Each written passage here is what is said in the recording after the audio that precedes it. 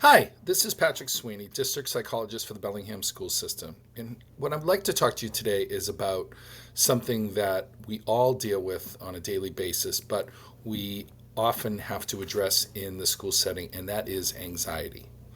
Now, before I get into deeper into anxiety, I want to preface my comments by this. We all have anxiety, every single one of us. And when we generally think of anxiety, we always think of it as a kind of a negative thing. But not all anxiety is bad. Let me give you an example. The anxiety that tells you that something is dangerous or unsafe, or tells you that to look both ways when you cross the street, is like a protective anxiety. And we need that. And that's very helpful to us. The anxiety that helps you uh, raise your level of awareness and attention for maybe something that's important, like a performance on stage or an athletic event or a test or things like that, or an interview. Okay. Our anxiety is heightened, our awareness is heightened, our focus is heightened, and that is a good thing as well.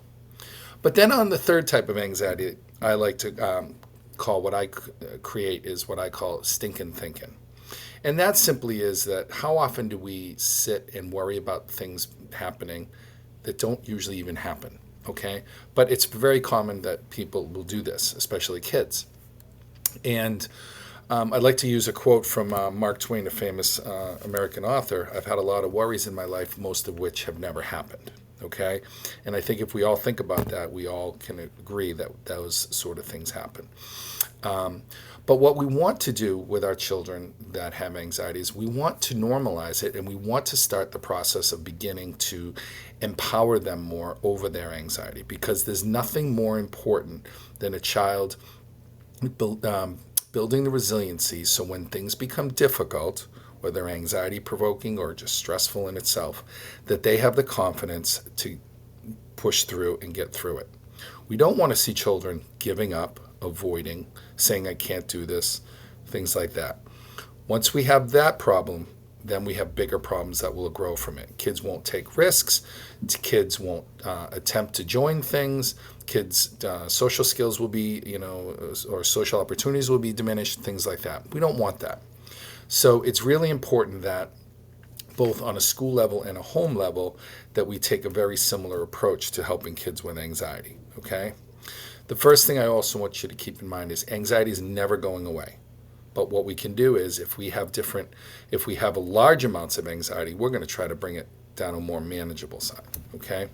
In a previous video that I have on this website, we talk about distress tolerance and why that is so important, okay?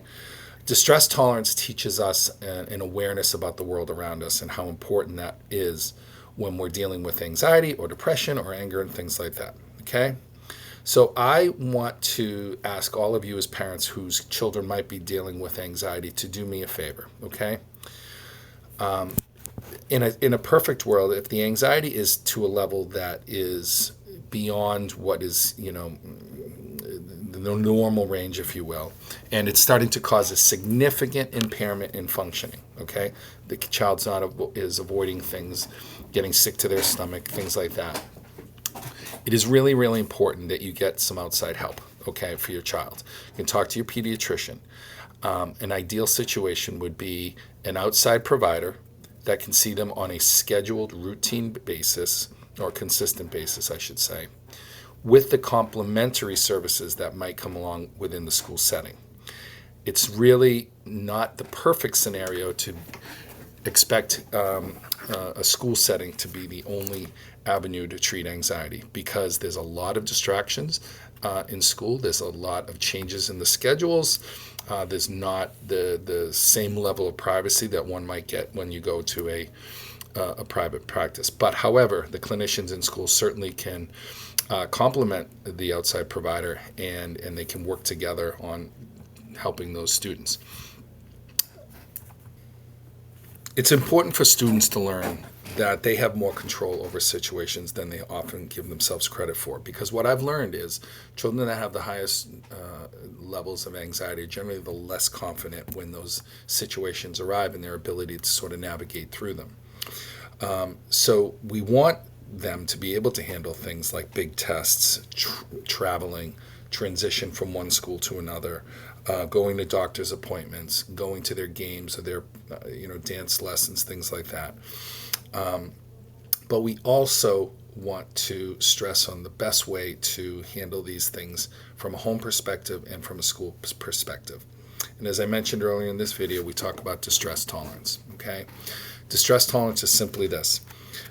We need to teach children that every single day, there's never a day in their life when they're not going to deal with things that either are unexpected or test their patience or create some anxiety or apprehension, or they're just plain things that they don't want to do. But what we want children to recognize is to even sometimes keep lists of these, like journals, about the different things that they tolerate on a daily basis. They don't have to write stories about them. They can share them with their parents. They can share them with their therapist. They can share them with their school counselor. But what's important is they do it consistently and daily so that they start to realize, hey, I've handled this, this, this, and this.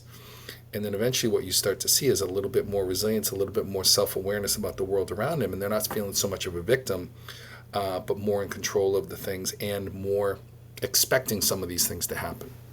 So please take a look at the first video on distress tolerance, which is a real key component on dealing with anxiety. Always, if you have any questions, please reach out to your guidance counselor, school adjustment counselor, school psychologist, or you can reach me at psweeney@bpsdk12.org. It was a pleasure. Have a great day.